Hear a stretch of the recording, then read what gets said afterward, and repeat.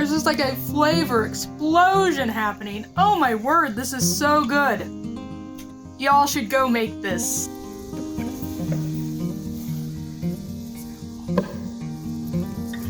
We actually went to a farm and they had an orchard where you could pick your very own apples. So that's what we did, and they didn't have Bramley apples.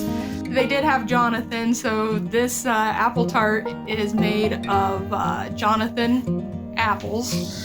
So I'm gonna make Mary Berry's apple tart tatin? Is that how you pronounce that? Mary Berry's apple tart tatin. Tarte Tatin. Tarte Tatin. Look at this pretty apple.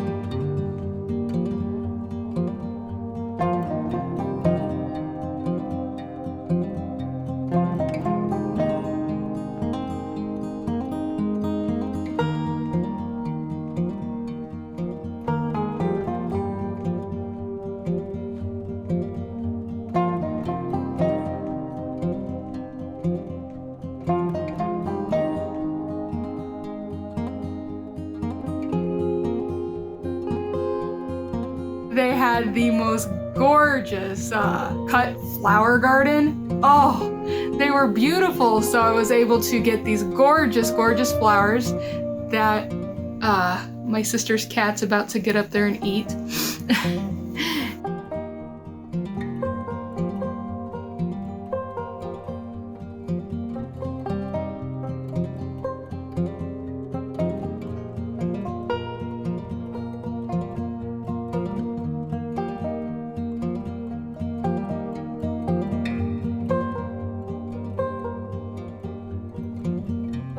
It was so much fun. There were butterflies everywhere, all over.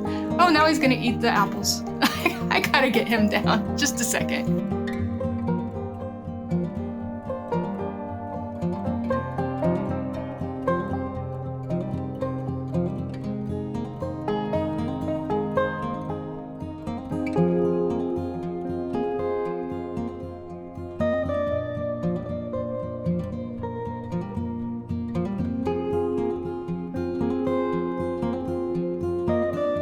But they had these gorgeous flowers that I could just cut, and they were by the dozen, and I got 2 dozen of these gorgeous zinies that he thinks are pretty too.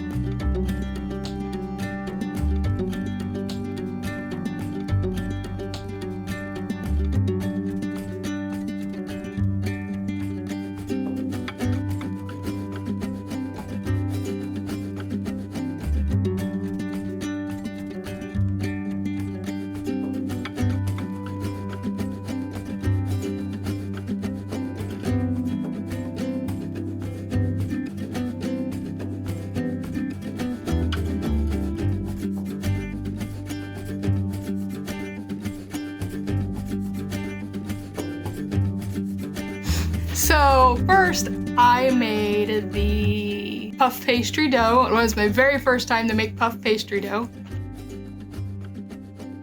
I always am making things for you for the very first time ever on camera for your viewing entertainment. I used the same place that I used when I made my angel food cake. It is gluten-free on a shoestring.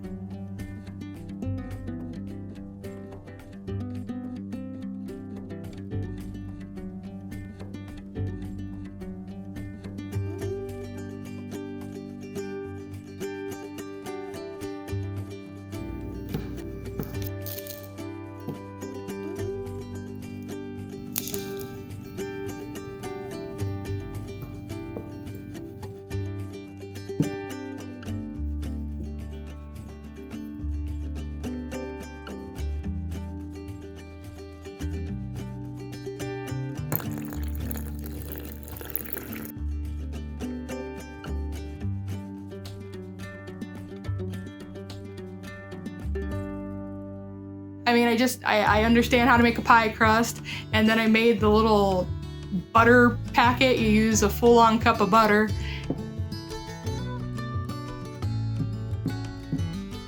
And fold it over and fold it over, and then you put it in the freezer for 5 minutes, and then you take your chilled pie dough, and here's where it got a little foggy. I didn't quite understand.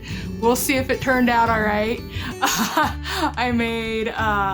I stuck the butter packet in the middle of my rolled out dough, folded over all the sides, and rolled it, and did that multiple times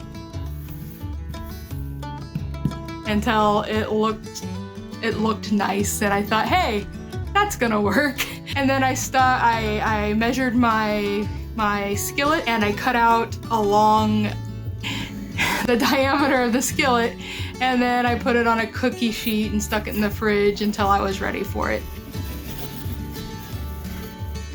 Well, I deviated a little bit on the recipe. It's not just a straight up Mary Berry recipe. I discovered I didn't have the right pan. I needed a deeper pan, and I just had either my little cake pans or a cheesecake pan, which was deeper, but it wouldn't have worked. So I did a little digging around, and I discovered that I could use those cast iron pans of mine. So this is an American, British, French fusion, my take on Mary Berry's apple tart tatin. So I made the caramel part. I used butter, so that deviated from Mary Berry's. I didn't mind if it was a little darker and a little cloudier than what she does. And I put the apples in a pretty little row, and then I went over and I made her, it's like an applesauce. Like, she has this applesauce. So I made this Mary Berry applesauce like stuff, mashed up apples, and threw it in and covered it. And then I mean, it was really a simple recipe. I sure hope it tastes good, and sure hope it looks good, and I hope it comes out of my cast iron skillet. Oh man. And then it was time to get the dough out of the freezer. No, the dough out of the refrigerator. And then I put it in the skillet, and I tried to do where you fold it down like you're tucking it in, and I feel like I failed miserably, so we'll see how that comes out.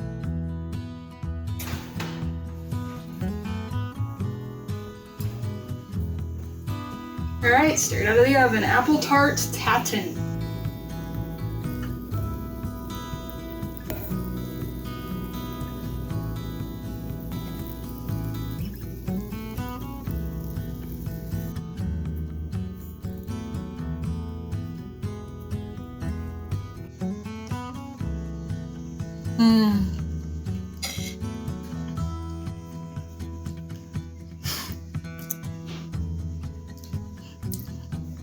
So these apples have a little bit of a tartness, and then there's all the sugar, and the caramelization sort of hardened, so there's just a tiny bit of crunch, and that buttery crust.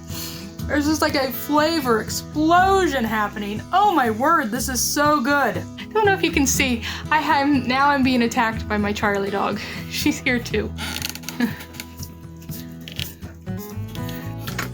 Licking my elbows. And that's it, guys. Thanks for watching. Hey, if you enjoyed what you've seen here, consider subscribing, and I'll see you in the next one. Bye, guys.